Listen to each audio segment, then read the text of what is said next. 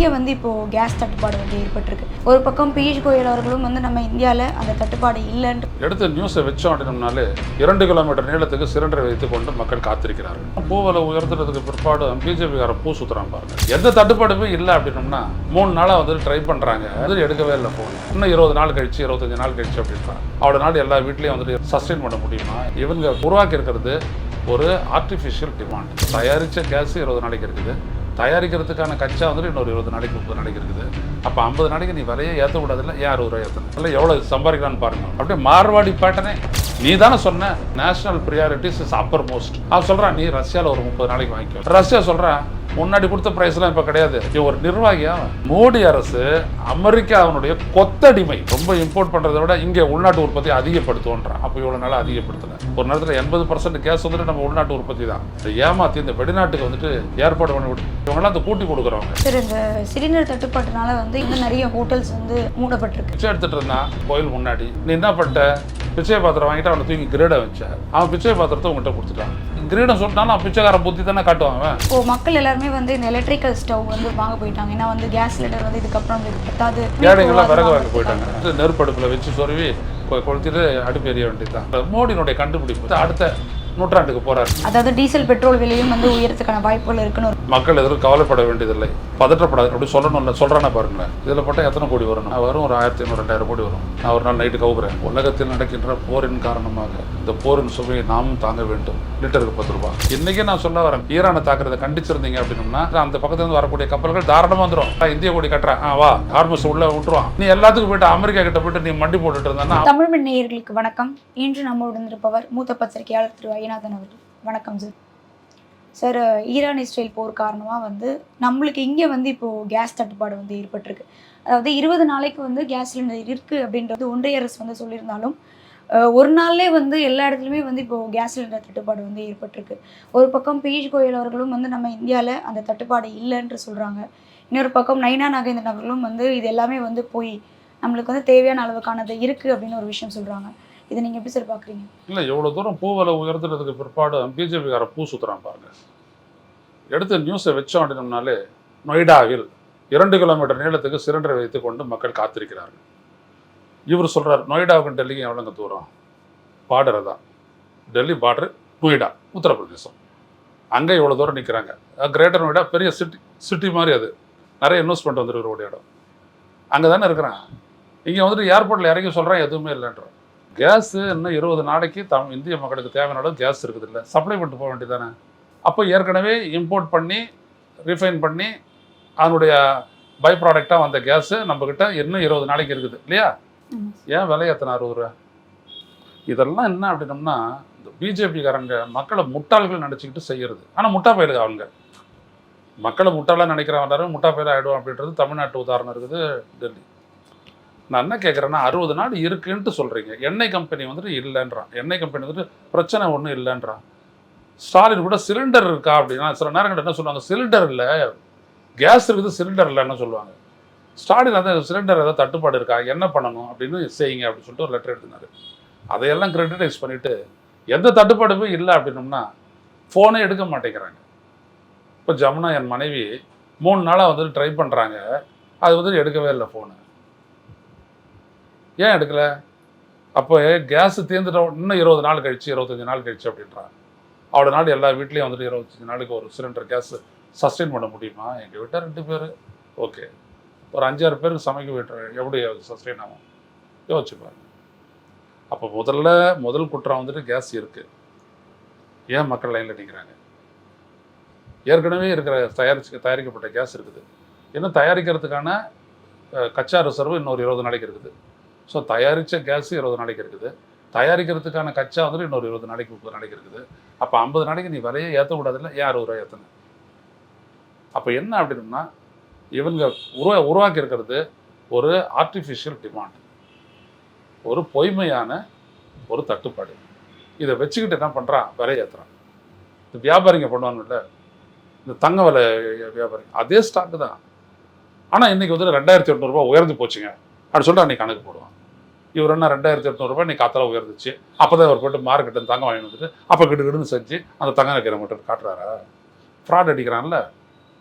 அதே மாதிரி ஒரு ஃப்ராட் இந்த கவர்மெண்ட் அடிக்குது, வேறு ஒன்றும் இல்லை.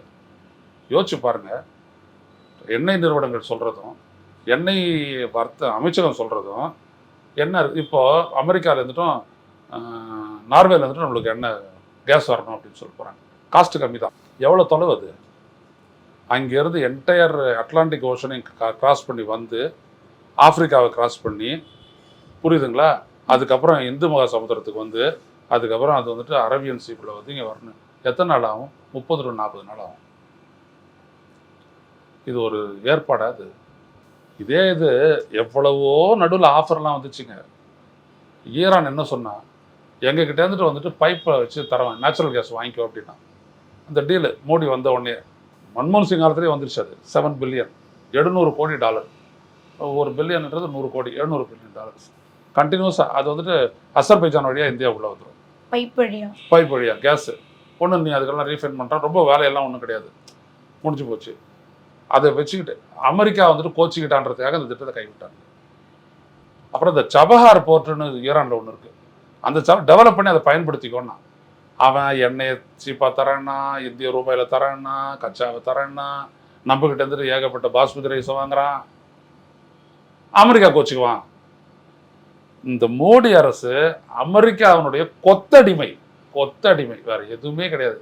யார் போய் மீட்கிறது? நம்ம தான் மீட்கணும். கொத்தடிமை யாராவது மீட்டாதானே கொத்தடிமை. எதனால கொத்தடிமை? அவன் சொல்கிறான், நீ ரஷ்யாவில் ஒரு 30 நாளைக்கு வாங்கி சொல்கிறான். ரஷ்யா சொல்கிறான், முன்னாடி கொடுத்த ப்ரைஸ்லாம் இப்போ கிடையாது, இப்போ விலையே வேறன்ட்டான். இப்போ என்ன பண்ணுவான் நீ? பேச்சு மூச்சு இல்லை. இவன் ஒரு நிர்வாகியா? சிலர்லாம் சொல்கிறாங்க, ஏன் அந்த மாதிரி திட்டுற அப்படின்னு. வேறு திட்டாத வேறு என்ன சொல்கிறது? இது முட்டாள்தனமா இல்லை? நீங்கள் பிரைம் மினிஸ்டர் தான், நீங்கள் என்ன பண்ணுவீங்க? நீ யாரா சொல்கிறதுக்கு? அங்கே எதுட்டு இந்திரா காந்தி மாதிரி மைண்ட் யுவர் பிஸ்னஸ் அப்படின்னு டப்புன்னு வைப்பல. எனக்கு தெரியண்டா எங்கேருந்து வாங்குறதுன்ட்டு. நீ தானே சொன்ன, எங்களுடைய national priorities is Appar most. எங்களுடைய தேசத்தின் தேவையே உச்சபட்ச தேவை அப்படின்னு சொல்லிட்டீங்கல்ல. அப்புறம் நீ வந்துட்டு அவன் சொல்கிறான் இவன் சொல்கிறான்ட்டு. அப்போ நீ அடிமையாயிட்ட. அப்போ ராகுல் காந்தி சொல்கிறது கரெக்டு தான், பத்திரம் எழுதி கொடுத்துவிட்ட. அடகு வைக்கிற மாதிரி வச்சு விட்டானுங்க இந்தியாவை மோடி அரசு. மோடி வேற யார் போய் அடகு வச்சா? அவர் தான். அப்போ இதுதாங்க இந்த சிக்கல். இங்கே உள்ளபடியே ஒரு டிமாண்டு கிடையாது, உள்ளபடியே அங்கே வந்துட்டு ஒரு தட்டுப்பாடு கிடையாது. டிமாண்ட் இருக்குது, தட்டுப்பாடு கிடையாது, ஸ்கேர்சிட்டி கிடையாது. வேணுன்ட்டே கொடுத்தது ஆகிட்டு ₹60. உடனே 5 நாள் ஆக்சுவலி நான் ஏற்றி ₹60 எவ்வளோ சிலிண்டரில் எவ்வளோ சம்பாதிக்கிறான்னு பாருங்கள். அவங்க அப்படியே மார்வாடி பேட்டனே. இந்த மார்வாடி குஜராத்தி கொள்ளையன்க வந்து என்ன பண்ணுவாங்களோ அவங்களோட பிஸ்னஸில் அதே தான் மோடி அரசு பண்ணுது. மக்கள்கிட்ட இருந்து கொள்ளையடிக்கிறது, எந்த காரணமும் இல்லை. வாங்குறதுனா எங்கேருந்து வேணாலும் வாங்கிக்கிறலாம், ஒன்றும் பிரச்சனைலாம் கிடையாது. அமெரிக்கா எங்கே சொல்கிறானோ, அமெரிக்கா வெனிசுலா கச்சா வாங்குறேன்னு சொல்லிட்டு ஒத்துக்கிட்டாங்க. வெனிசுலா கச்சா சல்ஃபர் கண்டென்ட் ரொம்ப அதிகம், அதை ரீஃபைன் பண்ணுறதுக்கு காஸ்ட் அதிகமாகும். அதுலேருந்து வரக்கூடிய கழிவுகள் இன்னும் நாரும், இன்னும் சுற்றுச்சூழலுக்கு பாதிப்பு. மோடிக்கு என்ன கவலை? அவனை சாவ போகிறான், மக்கள் தான் சாவ போகிறாங்க. சார், இந்த சிலிண்டர் தட்டுப்பாட்டுனால வந்து இப்போது தமிழ்நாட்டிலே இருக்கிற சென்னையிலே வந்து நிறைய ஹோட்டல்ஸ் வந்து மூடப்பட்டிருக்கு. அதே மாதிரி இப்போது விடுதிகள், அதாவது இப்போது ஹாஸ்டல்ஸ், அவங்க சிலிண்டர் தட்டுப்பாடுன்றது வந்து கேஸ் தட்டுப்பாடு தான். டீ காஃபி இதெல்லாம் வந்து கிடையாது அப்படின்னு வந்து தடை செஞ்சுருக்காங்க. சப்பாத்தி, தோசை இந்த மாதிரி விஷயங்களும் கிடையாது. இதுக்கப்புறம் கலந்த சாப்பாடு தான் அப்படின்னு ஒரு விஷயம் சொல்லப்படுது. ஸோ இங்கே வந்து அதிகமாக இந்த விஷயங்களை வந்து இப்போது ஆகிட்டு இல்லை. வரட்டும், ஒரு முட்டாளுக்கு ஓட்டு போட்டவொன்னா அதான் பிரகாஷ் ராஜ் சொன்னார்ல, அவன் பிச்சை எடுத்துகிட்டு இருந்தான் கோயில் முன்னாடி. நீ என்ன பண்ணிட்ட? பிச்சை பாத்திரம் வாங்கிட்டு அவனை தூக்கி கிரேடை வச்ச. அவன் பிச்சை பாத்திரத்தை உங்கள்கிட்ட கொடுத்துட்டான். ஸோ அவன் கிங் ஆகிட்டான், நீ பிச்சைக்காரன் ஆகிட்ட. ஈக்குவேஷன் சரியாக போச்சுல்ல. அவன் பிச்சைக்காரனா நீ கிரீடம் சொல்லிட்டாலும் அவன் பிச்சைக்காரன் புத்தி தானே காட்டுவான். அவன் காட்டுறான். யாரை தேர்ந்தெடுக்கணும் அப்படின்றதுல ஒரு அறிவு வேணும். அறிவு இல்லைன்னா ஜனநாயகம் உங்களை வந்துட்டு காப்பாற்றாது. உங்களுக்கு ஒரு ஓட்டுரிமை, வாக்குரிமை இருக்குன்னா அதை எப்படி பயன்படுத்தணும்னு தெரியணும். அதான சுதந்திரத்தின் மூலமாக கிடைச்ச ஒரு உரிமை. அதை பயன்படுத்த தெரியலன்னா என்ன வருது? அதில் வேற அவன் இவிஎம் வச்சு வேற மோசடி பண்ணுறான். அப்படிதான் இது. இதுக்கப்புறமாவது உணரட்டும் அந்த ஜனங்க. நம்முடைய நாடு, நம்முடைய அயலுறவு கொள்கை, நம்முடைய தேவை, எல்லா நாடும் நம்மகிட்ட வந்து நிற்கிறான். அதை சரியாக பண்ணிக்க தெரியலன்னா என்ன பண்ணுறது நீங்கள்? நீ யார் அமெரிக்கா சொல்கிறத கேட்டுட்டு இருக்கிறது? உனக்கு என்ன அமெரிக்காவுக்கு உனக்கு என்ன? அவனை சோறு போடுறான்னு இங்கேருந்து ஒரு 25 லட்சம் பேர் அங்கே வாழ்ந்துட்டு போட்டோம். இல்லைன்ட்டா நீங்கள் வந்துட்டு வாட்ட அமெரிக்காவில் வேலை இல்லை, எல்லாம் திருப்பி விட்டா நேராக வந்துட்டு சென்னைக்கு வந்துட்டு எல்லாரும் தூக்கு போட்டு செத்துருவாங்களான்னா இல்லை கேட்குறேன், வந்துட்டு நேரம் வந்துட்டு அமெரிக்காவில் வேலைன்ட்டா நாங்கள் ஒன்று தூக்கப்பட்டு தூக்கிடுவாங்களான்னா 25 லட்சம் பேர். வாழ்க்கை இங்கே வாழ முடியும், இங்கேயே எல்லாத்தையும் செய்ய முடியும், எல்லாத்தையும் பண்ணிக்க முடியும். எப்படி செய்யணும், ஏது செய்யணும். இப்போ என்ன சொல்கிறேன், ரொம்ப இம்போர்ட் பண்ணுறதை விட இங்கே உள்நாட்டு உற்பத்தி அதிகப்படுத்துவோன்றான். அப்போ இவ்வளோ நாளாக அதிகப்படுத்தலை. ஒரு நேரத்தில் 80% கேஸ் வந்துட்டு நம்ம உள்நாட்டு உற்பத்தி தான், நேச்சுரல் கேஸு. எனவே எல்லாமே சாத்தியங்க. இந்த ஏமாற்றி இந்த வெளிநாட்டுக்கு வந்துட்டு ஏற்பாடு பண்ணி விடு.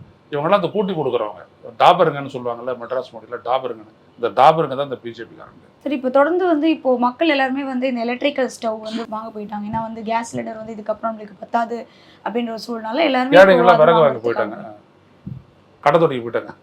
கட்டையெல்லாம் விறகெல்லாம் வெட்டிக்கிட்டு எடுத்தாந்துட்டு நிறைய அடுக்கி வச்சுருப்பாங்க. அங்கே போனீங்கன்னா 10 கிலோ விறகு அப்படி இருக்கணும்னா எடுத்து போட்டு வெட்டி வச்சுருப்பாங்க. அது இங்கே எடுத்தாந்துட்டு அதை வந்துட்டு நெருப்படுப்பில் வச்சு சொருவி கொளுத்திட்டு அடுப்பு எரிய வேண்டியது தான்.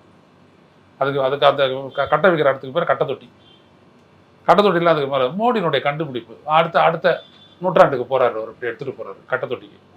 அப்புறம் நம்ம எலக்ட்ரிக் இதுக்கு போனோம், கிராமத்துலலாம் வந்துட்டு விறகு பொறுக்க போனோம். இதுதான் இவர் பண்ண சாதனை.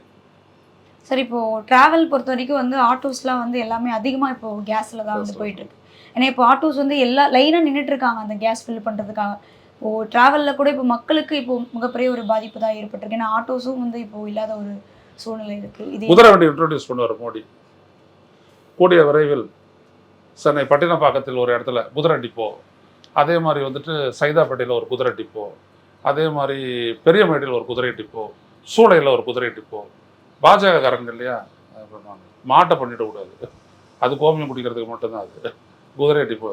குதிரையில் ஓட்டு நீங்கள் தானே ஓட்டு போட்டீங்க, நீங்கள் பேசிட்டு இருக்கிற வட இந்தியா ஓட்டு போட்டால் நம்ம சஃபர் பண்ணுறோம். அப்படிதான் அவனுடைய என்ன தெரியும், முட்டா பயலுங்க. அதான் நான் சொல்கிறேன், 7 பில்லியனில் ஒரு நேரம் பைப்பில் நேச்சுரல் கேஸ் பண்ணியிருந்ததுன்னா அதை குண்டு போடுவானா, அது இந்தியாவுக்கு வரக்கூடிய பைப் லைனு அப்படி சொல்லிட்டு அப்படின்னா அவன் குண்டு போட்டுருவாங்களா? அவங்க போட்டால் எங்களுக்கு பாதிக்க செய்வானா அவன்? இன்றைக்கே நான் சொல்ல வரேன், கொள்கை பூர்வமாக நீங்கள் வந்துட்டு ஈரானை தாக்குறதை கண்டிச்சிருந்தீங்க அப்படின்னோம்னா இன்றைக்கி ஈரான்ல இருந்துட்டு அந்த பக்கத்துலேருந்து வரக்கூடிய கப்பல்கள் தாராளமாக வந்துடும். இந்திய கப்பலாக இந்திய கொடி கட்டுறான், வா விட்டுரு, ஹார்மஸ் உள்ளே விட்டுருவான். ஏன்னா அவன் என்னோட நட்பு நாடு, அவன் வெளில விட்டுற போகிறான். நீ எல்லாத்துக்கும் போய்ட்டு அமெரிக்கா கிட்ட போய்ட்டு நீ மண்டி போட்டுட்டு இருந்தான்னா அவன் என்ன பண்ணுவான்? நீ உன்னால் கேட்க கூட முடியாதுல்ல. எல்லாத்தையும் இழுத்து போட்டு வச்சு இந்த முண்டத்தினால நம்ம சஃபர் பண்ணுறோம். அவ்வளோதான். சார், கேஸ் சிலிண்டர் தட்டுப்பாடை தொடர்ந்து வந்து டீசல் பெட்ரோல் விலையும் வந்து உயரத்துக்கான வாய்ப்புகள் இருக்குன்னு ஒரு விஷயம் சொல்லப்பட்டது. அதற்கும் வந்து நம்மளுக்கு பேக்கப் இருக்குது அப்படின்னு ஒரு விஷயமும் வந்து சொல்கிறாங்க. ஆனால் மக்கள் வந்து இன்னமும் பெட்ரோல் பங்க்கில் வந்து இன்றைக்கே பார்த்தோன்னா அவ்வளோ கியூ வந்து பெட்ரோலுக்காக நிற்கிறாங்க. ஸோ இது எந்த அளவுக்கு தொடரும்? அவ்வளோ நம்பிக்கை நம்ம பிரதமர் மேலே. திடீர்னு ஒரு நைட்டு 8 மணிக்கு வந்துட்டு சொல்லலையா, நீங்கள் 12 மணிக்கு அப்புறம் நோட்டீஸ் இல்லாது அப்படின்னாருல, அந்த மாதிரி ஏதாவது கவுத்து விட்ருவான். அதனால் நம்ம வாங்கி வச்சுக்கிறோம், போட்டு வச்சுக்கிறோம்னு போட்டு வைக்கிறாங்க. ரொம்ப அன்றாட பொழப்ப ஓட்டணும்ல, பயத்திலே வைக்கிறான் பாருங்கள் மக்களை.